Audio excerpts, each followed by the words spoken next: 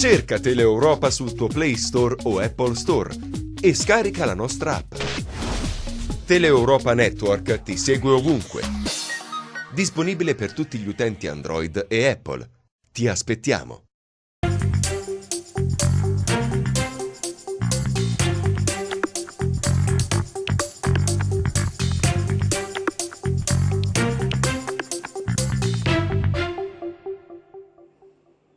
Bentrovati, una nuova puntata con diritti negati. Beh, ormai ci siamo, sta per entrare nel vivo il reddito di cittadinanza, sono arrivati i modellini. Intanto saluto l'avvocato Pierpaolo Rodighiero, responsabile del Codacons Cosenza. Avvocato, ormai è questo l'argomento che tiene banco, perché insomma c'è tanta attesa per il reddito, la pensione di cittadinanza. Ci sono anche degli aggiustamenti, le necessità, sì, ma anche degli aggiustamenti, no, in corso d'opera, sì, manca pochissimo, però abbiamo detto fino ad oggi che bisogna fare la certificazione ISEE, quella rimane, ma accanto alla certificazione ISEE c'è bisogno di qualcos'altro. Sì, naturalmente questo percorso, ormai siamo arrivati alla fine, per finalmente arrivare al 6 marzo, dopo la telefonata. Sì, abbiamo già una telefonata perché davvero c'è tanta attesa. Pronto?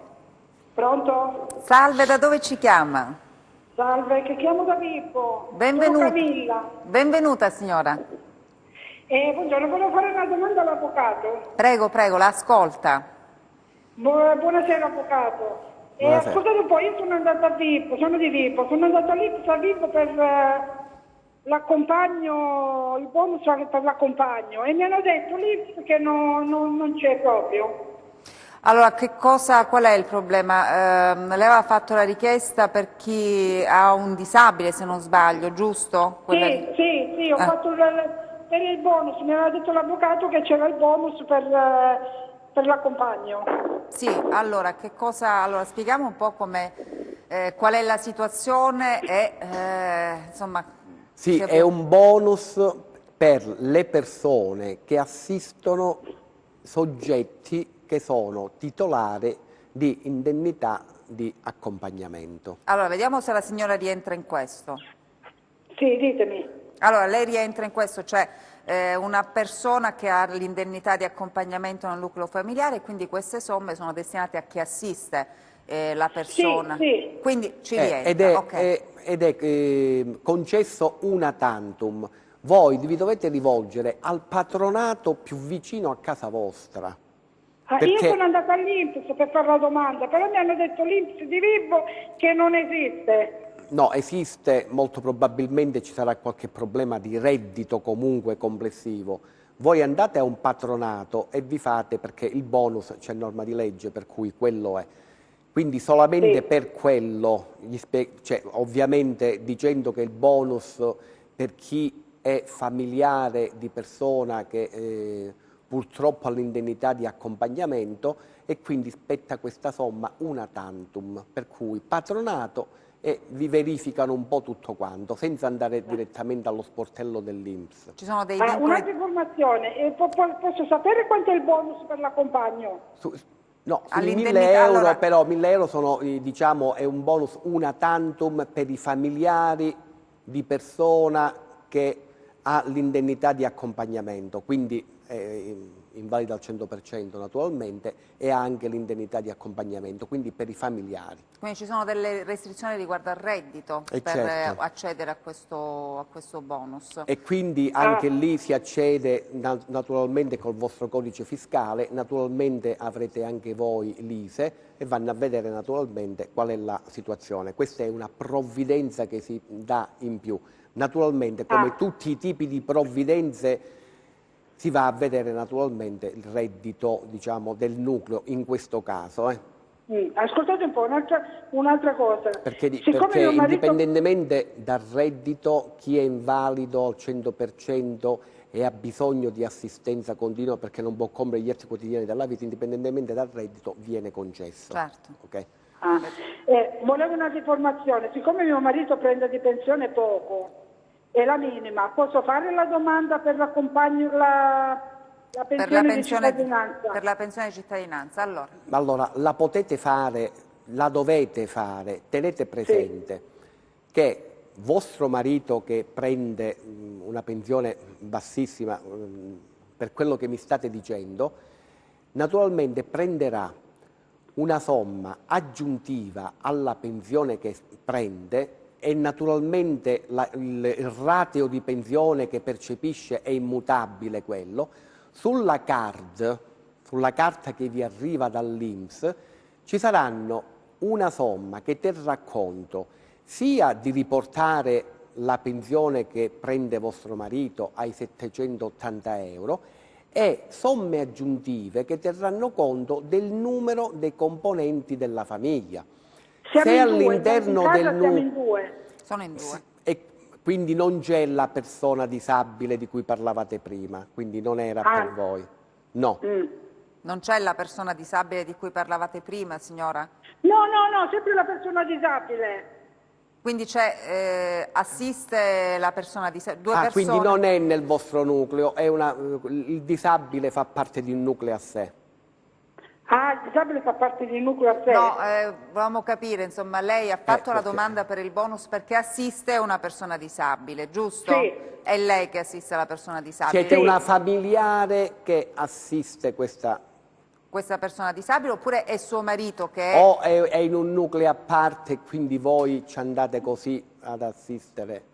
No, io sono giovane e mio marito è lui che prende la compagno. Volevo sapere se devo fare la pensione di cittadinanza. Ecco, allora il marito assiste, la signora assiste il marito che percepisce l'indennità di accompagnamento. Allora, voi avrete sicuramente l'ISEE 2019 e per avere la pensione di cittadinanza la domanda la fa vostro marito e producete la documentazione intanto del rateo di pensione che percepisce vostro marito, vi chiederanno la composizione socio-economica del nucleo familiare e vi verrà data una somma che non terrà conto soltanto della pensione di vostro marito per portarla a 780 euro, ma terrà conto anche della composizione del nucleo familiare.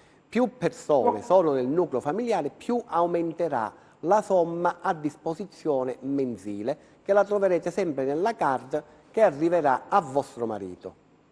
Ok, va bene. Andate però a un patronato, spiegate anche la situazione del disabile e chi l'assiste, come, quando, in modo che vi sanno esattamente con le carte dire, ecco... Certo, è chiaro. È meglio andare se avete diritto, perché avete diritto, se non avete diritto, perché non avete diritto. Ecco. Va bene, grazie allora. Arrivederci. Grazie a lei. Una precisazione, chiaramente il bonus esiste. Il bonus esiste chiaro, e nella legge quello che noi diciamo si trova agevolmente sul sito dell'INPS, naturalmente. Quindi è chiaro. Come tutto quello che diciamo, come sul sito dell'INPS, a proposito che stiamo raccomandando a tutti quanti entro il 6 marzo 2019 di predisporre l'ISEE 2019, sempre sul sito dell'INPS troverete nella domanda che si fa, nelle modalità di presentazione della domanda, che oltre alla certificazione ISEE adesso c'è anche un modellino che bisogna compilare, che è la certificazione del reddito. Certificazione del reddito che il richiedente lo può certificare solo dopo che ha il modello ISEE. Certo. Quindi è una doppia dichiarazione. Già l'ISEE assolve quale dichiarazione dei redditi e l'ulteriore però ci vuole questa ulteriore, ecco qua sempre sul sito, ulteriore certificazione dei redditi. Comunque ci sono già i modellini, come I dicevamo. modellini sono già in chiaro sul sito dell'INPS, perché quindi si possono scaricare. Rispondiamo intanto che poi abbiamo diciamo, una telefonata. Pronto? Pronto? Buongiorno. Salve, da dove ci chiama? San Marco Argentano. Benvenuto, prego. Fabrizio mi chiamo io, da San Marco. Benvenuto. Perfetto. Signor Fabrizio, prego. Voglio sapere dall'avvocato come funziona questo reddito cittadinanza. Sì, lo stiamo spiegando. Penso funzioni. Allora, intanto dobbiamo fare la domanda. Ecco. Voi ma interessa a voi, interessa? Io ho il modello ISEE 285 euro. Ma quanti anni avete, scusate? 54. E allora avete nel nucleo avete quel modello 6 per cui la fotografia del nucleo familiare, naturalmente del reddito del nucleo familiare. Avete casa di proprietà o in affitto? No, in affitto. E allora, guardate, siete purtroppo nella situazione ottimale per richiedere il reddito di cittadinanza. Le domande partono dal 6 marzo 2019. Vi dovete rivolgere a un CAF, quello più vicino a casa vostra. Sapete cos'è il CAF? Sì, quindi... Sì, un sindacato, lo so, Sì, non vi sentivo per cui... Allora, vi dovete rivolgere al CAF e vi fate dire la documentazione che dovete portare. Naturalmente la documentazione per l'ISEE che immagino fate ogni anno e naturalmente con i documenti, possesso di macchine, certificato di residenza, stato di famiglia, giacenza media se avete dei conti correnti, ma dall'ISEE che avete, quindi rientrate perfettamente e naturalmente a secondo del numero dei componenti del nucleo familiare avrete praticamente questo reddito di cittadinanza. Quanti componenti siete voi, scusate? Siamo 2, mia moglie prende la pensione di invalidità civile. Quindi siete 2 adulti? 2. Allora, 2 persone. Perfetto. Voi prenderete 700 euro più il pagamento del canone di locazione per fino a 280 euro al mese. Quindi prenderete... E sono al mese? Allora, il canone di locazione come funziona? Non bisognerà più aspettare il fitto casa. Il fitto casa? Ecco, per pagare insomma, il proprietario di casa ci penserà direttamente lo Stato. Direttamente lo Stato. Voi prendete 700 euro al mese e il canone di locazione verrà pagato direttamente dallo Stato al proprietario nella misura non superiore a 280 euro al mese. Quindi fino a 280 euro. Fino a 280 euro lo paga lo Stato al mese, direttamente al proprietario. Se uno poi paga di più d'affitto, la differenza insomma deve poi... La differenza fra quello che pagate e le 280 euro lo dovete pagare voi ovviamente. Questo. Quindi fino no, io pago 170 euro al mese. E allora ci rientra. Per 36 mesi potete stare tranquillo che non pagherete canone di locazione, perché lo paga direttamente lo Stato al proprietario. Quindi... sentite, avvocato, vorrei un'altra informazione. Contratto registrato? Certo. Questa è una norma anti-elusione fiscale. E quindi ovviamente il contratto di locazione deve essere registrato. Se voi lo avete un contratto di locazione. Sì, ma me lo fa la proprietà del contratto registrato. Sì, allora, sì, ma voi lo avete in mano? Sì, no, adesso me lo deve fare, devo cambiare appartamento e mi fa il contratto. Ah, cambia appartamento e quindi adesso avrà un nuovo contratto. Non è che vi cambia l'ammontare del canone. Vabbè, insomma, intanto lui rientra, però il contratto deve essere registrato. Anche sì, quando allora, anche quando fa... Allora, ci sono delle norme, molte norme che sono inserite, sono norme anti-elusione fiscale. Il cambio di residenza che sia effettuato dopo settembre 2018, le separazioni dopo settembre 2018, i contratti dopo settembre 2018 sono attenzionati perché si vuole evitare che ci siano i cosiddetti furbetti, per cui siccome voi siete in locazione da molto tempo, quello che vi posso consigliare, il contratto che avete, anche se la proprietaria ci paga un po' di mora, lo dovete andare a registrare così com'è. Per la ritardata registrazione pagherete. Se me lo fate partire da oggi, cioè rischiate di non prendere, diciamo, le somme perché portate un contratto di locazione che, diciamo, la norma è già stata approvata, eccetera, eccetera. Ci sono delle tempistiche. Quindi è meglio registrare il contratto. Sì, ma è molto... Ma il contratto da quanto tempo? Cioè, io cambio abitazione. Quindi cambia casa, quindi non è che cambia casa. E la proprietaria mi fa il contratto. Quindi non è che cambia solo il contratto, cambia proprio fisicamente casa. Cambiate... Casa però stesso paese, non è che cambia paese. No, stesso paese. Immagino che prima eravate ospite da qualche parente, perché non penso perché la polizia municipale va a fare questi controlli. Immagino che voi, prima di andare in questa nuova casa, eravate ospite da qualche parente. No, a casa io sto. No. Va benissimo, allora, andate prima comunque, come dico a tutti quanti, andate a un patronato e fatevi dire i documenti che dovete portare. Invece devo portare il contratto dove vado ad abitare adesso, avvocato.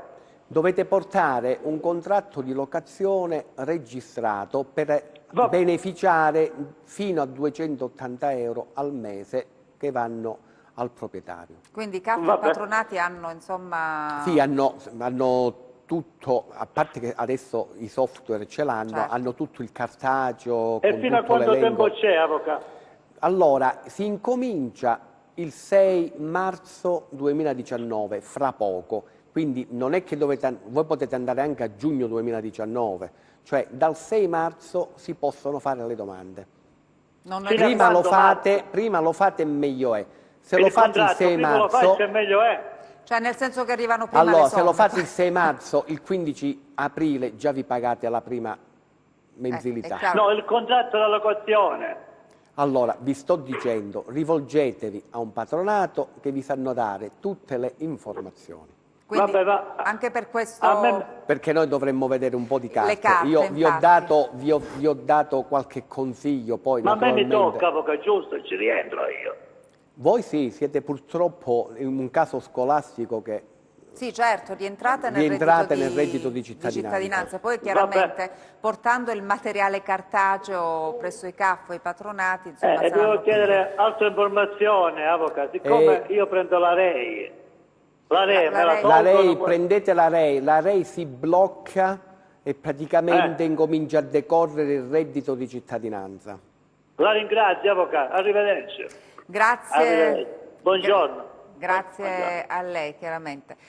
Abbiamo anche alcune domande che ci arrivano, ci sono arrivate via email, sempre relative al reddito di cittadinanza, avvocato, perché ormai questo è l'argomento. Allora, ci chiede il nostro telespettatore, chi ha problemi con Equitalia, chi ha un debito con Equitalia, può accedere al reddito di cittadinanza, cioè essendo disoccupato, avendo tutti i requisiti per accedere al reddito di cittadinanza, però c'è questo debito con Equitalia. Sì, deve partecipare. Quindi può. Se ha i requisiti economici deve partecipare. Nulla c'entra il fatto di avere un debito con, diciamo, l'ente di riscossione, l'agenzia delle entrate e riscossione, nulla c'entra, basta che rientra nei limiti reddituali. Ricordiamo che per quanto riguarda i debiti con l'agenzia della riscossione ex Equitalia, non ci dimentichiamo che praticamente il 31 marzo 2019 scade il termine per la pace fiscale, cioè tutte le liti pendenti a secondo del grado in cui possono essere pagate in 5 anni. Ci sono la rottamazione ter, ci sono tutti gli altri adempimenti e possibilità, sempre parametrando il reddito, che uno ne può approfittare. Sono molto lunghi e per quanto riguarda il pagamento dell'ammontare esattoriale, chi ha un ISEE inferiore a 20.000 euro, se è nella prima fascia, tutto l'ammontare paga il 6% dell'ammontare e se lo può spalmare in 5 anni, per cui siamo veramente, posizione di favore per chi vuole togliersi questi debiti. E ovviamente, come dicevamo, il fatto di avere debiti con l'ente di riscossione non è da impedimento per accedere al reddito di cittadinanza. Perfetto. Altra domanda riguarda le auto. perché avevamo già parlato le scorse settimane, perché ci sono questi limiti sulla cilindrata delle auto. Ci scrive questo nostro telespettatore che ha acquistato 10 anni fa un'auto di cilindrata 1.800. Ne parliamo tra poco perché intanto salutiamo chi è in linea. Pronto? Buonasera. Salve, da dove chiama? Io chiamo da Laurignano. Benvenuta intanto.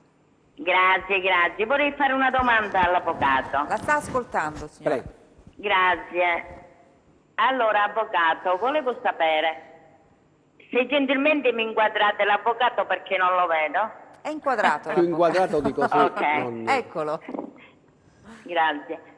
Avvocato, volevo sapere se per il reddito di cittadinanza, oltre il 6 marzo, diciamo, se c'è una scadenza. No, non c'è una perché scadenza. l'INPS ancora ai pensionati non ha distribuito il CUD, quindi ancora non ho l'ISE. Sì. E guardate, non c'è nessuna scadenza, c'è solo l'inizio che praticamente è il 6 marzo 2019. Questa misura durerà 3 anni, 36 mesi. È ovvio che uno prima lo fa e prima usufruisce naturalmente dei benefici economici. Voi andate direttamente, richiedete il tutto tramite patronato, immagino. No, sono andata al CAF e mi sono fatta dire la documentazione per l'ISE. Sì. Però ancora, diciamo, l'INPS non ha distribuito i CUD, quindi non sono riuscita a fare l'ISE ancora, aggiornato. Allora, perfetto. Il patronato, come i CAF, hanno le stesse banche dati, cioè i patronati sì. riescono ad entrare nelle banche dati dell'INPS perché sono convenzionati. Il CUD che arriva a voi da parte dell'INPS è il cartaceo, che praticamente vi arriva l'entità economica lavorata e messa su cartaceo e spedita. Al patronato dovete dire se sulla vostra posizione già appare in chiaro quello che è, perché voi dovete dichiarare le somme anche ai fini dell'ISE, quindi indipendentemente possono dal cartaceo. vederlo insomma dai CAF e dai patronati. Quindi se diciamo questo ritardo INPS è di 10-15 giorni, nulla succede perché voi invece di presentarli il 6 marzo lo presentate il 20 marzo, quindi nulla succede. L'importante è che non ci sia ritardo di qualche mese, perché ogni mese di ritardo è una mensilità in meno che percepite. Semplicemente questo, perché uno lo può fare anche a settembre, ottobre. Uno lo può fare sempre, 3 anni dura. Certo, 3 anni. Va bene, signora? Sì, la ringrazio, però sentite, avvocato, signora, è un reddito di cittadinanza che lo stiamo aspettando proprio perché è un aiuto che ci dà lo Stato, quindi lo stiamo aspettando come un miracolo, quindi prima lo presentiamo e meglio ci sentiamo noi. È così, infatti, è così. Dal 6 marzo Grazie, arrivederci. È chiaro.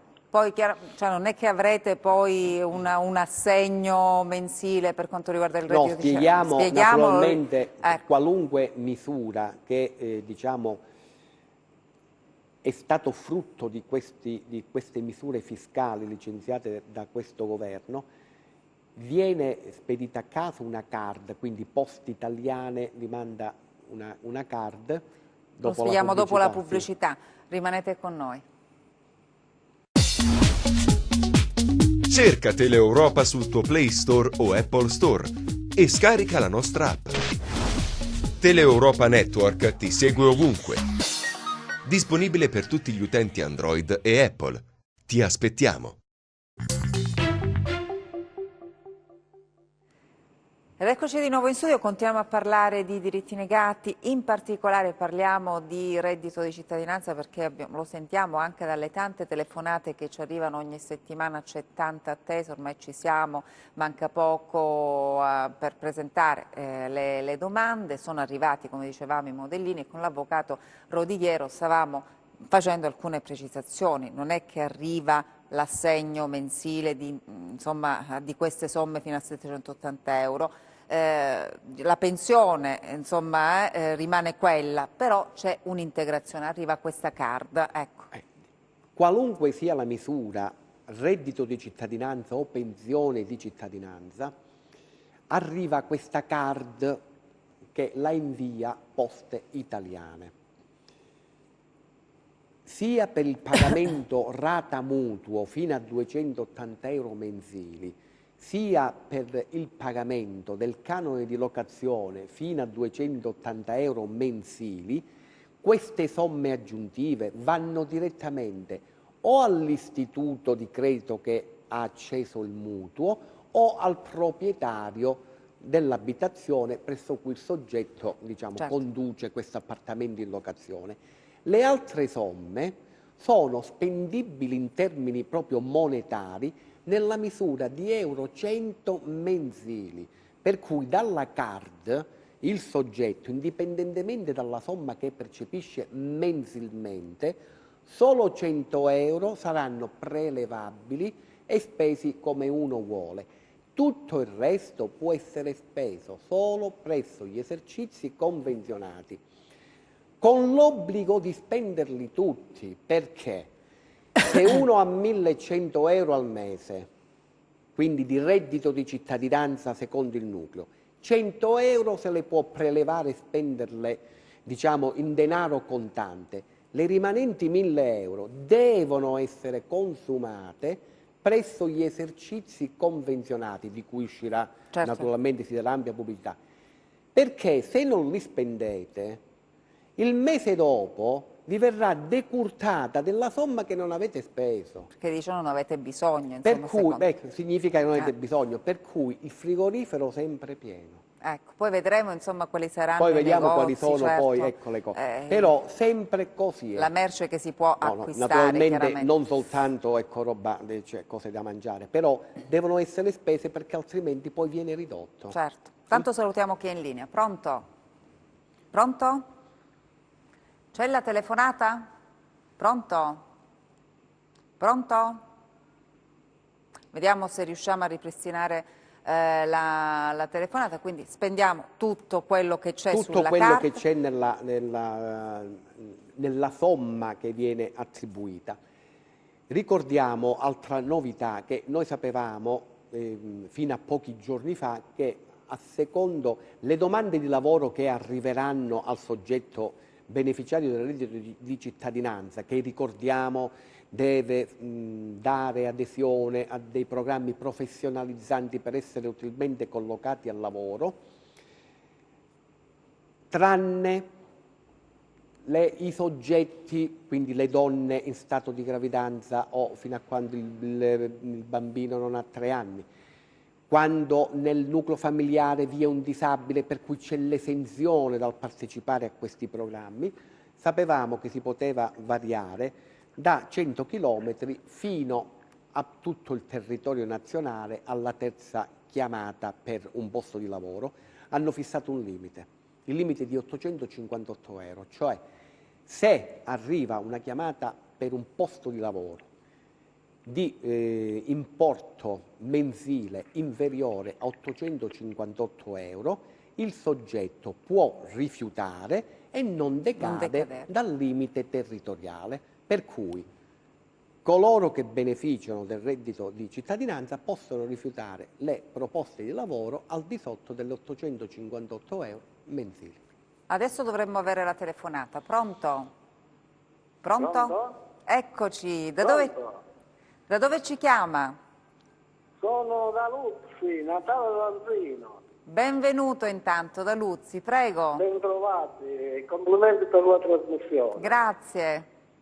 Dunque, io ho sentito l'avvocato diverse settimane fa che parlava praticamente dell'indennità di accompagnamento, cioè per le persone, la legge 104, ecco, quando diciamo danno la legge 104, diciamo Sì. E parla. Pronto? Sì, dite. Praticamente sentivo, adesso non so se ricordo bene, che praticamente il familiare che assiste Il bonus. C'è un bonus una tantum. Il riconosciuto con la legge 104, Sì. eccetera. Se diciamo, quando viene riconosciuto con un articolo che lei ha citato, non so qual è l'articolo. Articolo 3,3. Dunque, scusi? Articolo 3,3, legge 104. Articolo 3,3. Praticamente in questo caso il familiare ha diritto a 1.000 euro al mese di... No.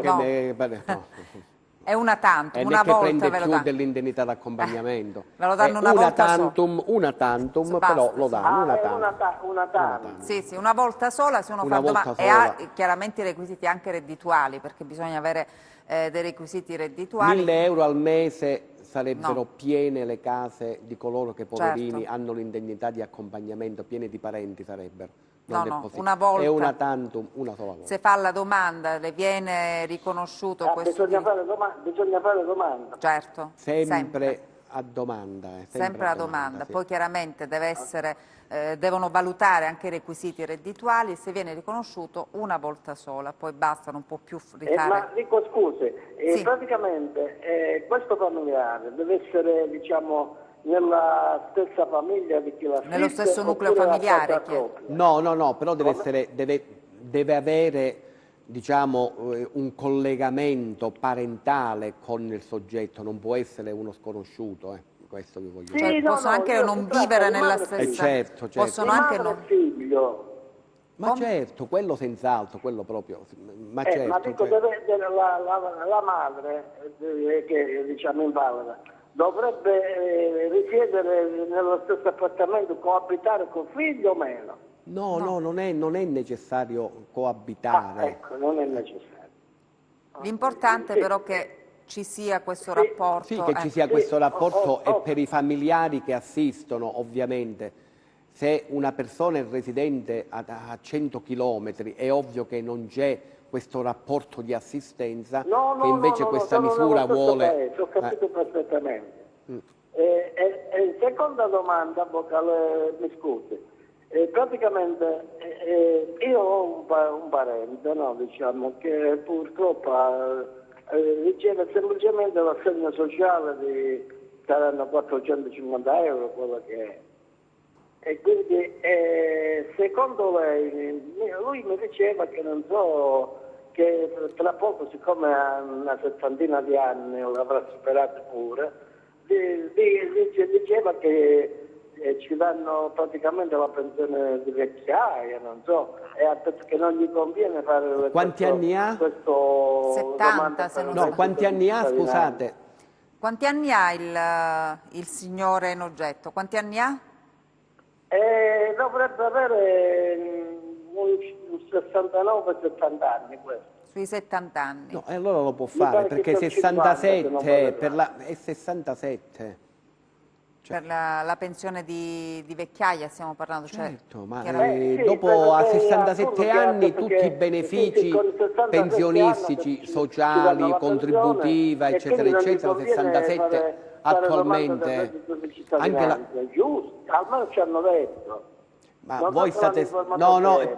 ma voi sentite la televisione, che altrimenti ci parliamo. Sì, ci stiamo parlando un po' addosso. Se Insomma, ha 70 anni, No, io seguo per telefono. Ah, sta Sto seguendo... seguendo. Devo seguire per televisione? No, No, allora, no, rimanga che- per telefono, perché per televisione poi insomma, abbiamo questo ritardo. Allora, diceva l'avvocato, ha 70 anni. no, quindi... a 67 anni, voi mi avete detto che è circa 70 no, anni. lui diceva a 67 anni è Lui il come limite. età avrà sfiora i 70 anni. Insomma, ha superato i 67, ecco, diciamo Oh, così. l'ha Ha superati, Sì, per cui No. è già oltre il limite per qualsivoglia beneficio pensionistico, o minima, o contributiva, o tutti i tipi di pensioni, li ha maturati. Anche la pensione di cittadinanza si matura a 67 anni, punto. Per cui immagino, se non percepisce nulla o percepisce una indennità piccola, minima, deve fare la domanda di pensione di cittadinanza, perché il requisito, da quello che mi avete detto, economico lo ha. Deve semplicemente questi 450 euro. E perciò deve fare, avrà un appartamento dove abita e basta. Chiaramente poi e deve fare la domanda, perché così avrà. Deve farla. E certo, avrà l'integrazione. Mi sa che questo qui come contributi proprio non ha niente per quanto riguarda. Stiamo parlando di un. Allora, non c'entrano i contributi, non c'entra proprio nulla. Il reddito di questo signore che ha superato i 67 anni, mi avete detto che è 400 e qualcosa. Sì. Quindi deve fare la domanda per l'integrazione della pensione di cittadinanza. Fatelo recare a un patronato in modo che dicono quale documentazione deve fare e quindi tutta la modulistica per cui deve farlo. Va bene? Un'ultimissima cosa, praticamente la sede dell'Adiconsum mi diceva che è in via Gallucci.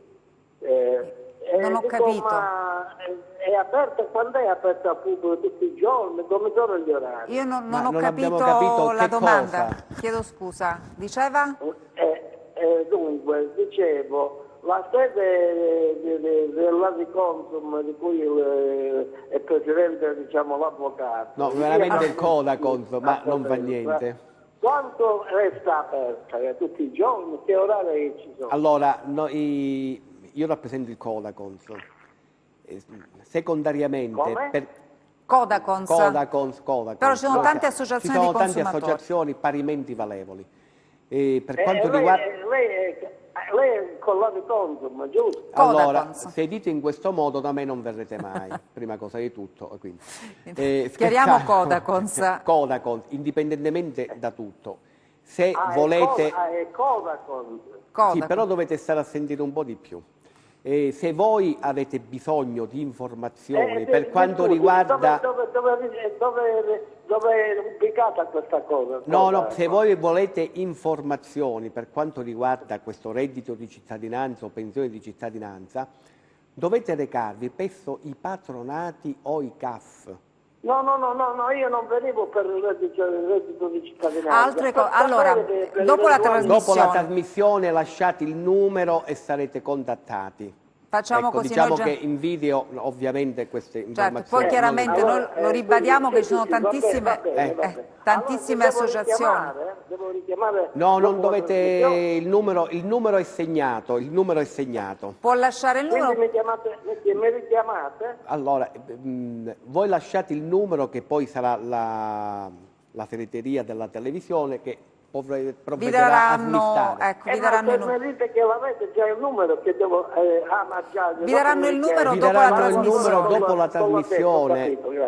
Dopo la trasmissione noi non diamo numeri e indirizzi in diretta, insomma non ci sembra una cosa. Dopo la trasmissione devo richiamare. Dopo la trasmissione tutti i recapiti telefonici, se lei si fida del Codacons come è giusto che sia, ma noi lo ribadiamo sempre, ci sono tante altre associazioni di consumatori sul territorio. Valevoli, li trovate dappertutto. Fanno un lavoro veramente eccellente in tutto il territorio calabrese. Che adesso sentiamo, adesso ascoltate. Mi ha colpito l'avvocato che è una sì, vabbè, a parte che vi ha colpito, se ora chiudete, in futuro, sì, però dovete chiudere, vi ringrazio per l'affetto, però dovete chiudere il telefono adesso perché ci sono altri telespettatori, così insieme partecipiamo. No, certo, chiaramente poi c'è la fiducia nell'avvocato. Grazie per aver telefonato. C'è la fiducia nei confronti dell'avvocato, ma è giusto fare anche questa precisazione. Avvocato, io le volevo chiedere un'altra cosa perché abbiamo anche un po' di email. Intanto l'auto di cilindrata 1008 acquistata 10 anni fa. Va benissimo, qualunque sia la cilindrata va benissimo, nulla c'entra. Perfetto. Pensione, l'integrazione alla pensione, ecco, la pensione di cittadinanza, mi chiedono, è per sempre? Allora, questa misura vale 36 mesi perché è una misura che parte 18 mesi, da non confondere con quota 100, perché quota 100 è una misura di questo governo che chi rientra ne usufruirà per sempre, però è quota 100. Qui stiamo parlando reddito di cittadinanza e pensione di cittadinanza. Bisogna fare chiarezza, quindi distinguere. Queste due misure hanno 36 mesi di validità, può darsi che verranno prorogate. Solo quota 100, chi rientra in queste finestre sarà per sempre. Perfetto, intanto però è un'altra cosa. Perfetto, bisogna fare chiarezza perché magari con queste misure c'è molta attesa. C'è moltissima attesa, però sono due cose bisogna fare distinte e separate. anche sul reddito di cittadinanza, sempre 18 e 18, poi si vedrà fra 36 Quindi 3 mesi. anni perché 18 e 18. Perfetto, intanto avevamo una telefonata, pronto? Pronto? Salve, da dove ci chiama? Io sto chiamando da Rosarno, provincia di Reggio Calabria. Benvenuto, prego. Buonasera, io volevo fare una domanda all'avvocato, se era possibile. Certo, la sta ascoltando, felice di rispondere. Ok, la ringrazio. Niente, avvocato, buonasera. Io volevo solo un'informazione. Ho fatto domanda per l'Ape Social, no? Nel 2018. Mi sono stati riconosciuti i requisiti e me li hanno comunicati l'INPS a novembre 2018. Cioè io non mi sono, non sono ancora in forza dove lavoro. Se io mi dimetto adesso dal lavoro, automaticamente vado in Ape Sociale, dal mese prossimo, come succede, o devo rifare nuovamente la domanda per il 2019? Voi che cosa? Allora, premesso che questa misura è compatibile con le misure varate dal governo, qual è la vostra preoccupazione? La mia preoccupazione sarebbe se io devo fare nuovamente la domanda o meno. Nuovamente la domanda, cioè le è stato riconosciuto l'Ape Social? Io sì, mi sono stati, i requisiti erano a posto e mi sono stati comunicati a novembre. E quindi qual è il problema? La domanda, quale nuova domanda? Per aderire a una di queste misure che sto dicendo? Per avere la pensione, no? Per la pensione. Voi dovete fare, allora, il fatto di avere aderito all'Ape Social, ricordiamolo anche, oltre ad essere possessori di NASPI, cioè queste realtà sono compatibili. E lavoro, io lavoro, effettivo lavoro. Cioè lavora? Certo, ok. certo. Sono compatibili con le misure del governo. Voi per andare a vedere economicamente la convenienza vi dovete recare per forza ad un patronato portando la vostra storia. Sono già andato al patronato, e quindi però che cosa vi ha detto? Non è stato chiaro. Non è stato chiaro. Cambiate patronato, lo sapete per quale motivo? Il patronato con il vostro codice fiscale si collega all'INPS e quindi sa esattamente voi, in base alla decisione che volete prendere, che cosa vi succede economicamente. Cioè uno si deve fare due calcoli poi alla fine. Perché io non ve lo posso consigliare perché non so se vi vado, scegliere economicamente più vantaggiosa una o l'altra. Per forza di cose, o direttamente l'INPS o tramite l'intermediario che è il patronato. Col vostro codice fiscale accede. Se non siete contento del patronato presso cui siete andate da un altro che magari è più preparato in materia previdenziale e vi deve fare semplicemente due calcoli. Ecco, non decidete se prima non avete esattamente stampato uno e l'altro. Quindi, e poi andate a decidere, è un fatto meramente economico. Uno deve farsi due calcoli. Sì, che però non saprei nemmeno perché non so la vostra storia, non so... Chiaramente, da qui è impossibile. No, è assolutamente impossibile, però i patronati... No, io volevo solo sapere se, io una volta che i requisiti mi sono stati riconosciuti, cioè se io mi dimetto dal lavoro, automaticamente passo con l'Ape Social. Perché se si dimette dal lavoro... Allora, io non so voi che cosa avete accumulato nel corso della vostra storia previdenziale, per cui consigliarvi per una strada o per l'altra non lo posso fare perché non conosco nulla della vostra storia, che vi determina economicamente i passi che dovete fare, se vi conviene più da una parte o dall'altra. Tutto chiaro? Purtroppo è così, da perché qui sono è difficile. decisioni difficili. Però... non mi interessa il lato economico, mi interessa solo se io rientro, questo volevo sapere. Se rientra, quindi voi rientrate, però fatevi due conti, scusate, voi rientrate perché è compatibile, però fatevi voi, cioè, due conti, non lo so perché volete prendere, cioè volete lasciare, anche se avete i requisiti per l'APE social, e dirottare. Avrete le vostre buone ragioni, siete compatibili, sì, perché io però... sono invalido al 100% ora. C'è un'invalidità, quindi... Ho capito. Quindi chiaramente ci sono i requisiti, insomma, avete i requisiti, però vi sto poi dicendo... sta a lei, insomma, fare insomma, vi dovete, guardate, vi dovete fare una comparazione economica di quello che andate a fare. Siete compatibili, sì, però andatevela a fare, perché poi sono responsabilità che dovete prendere voi su una base economica. Se poi non so la vostra situazione. Certo, chiaramente, vedendo i numeri poi, perché da qui è impossibile, con un patronato accede alle banche dati dell'INPS.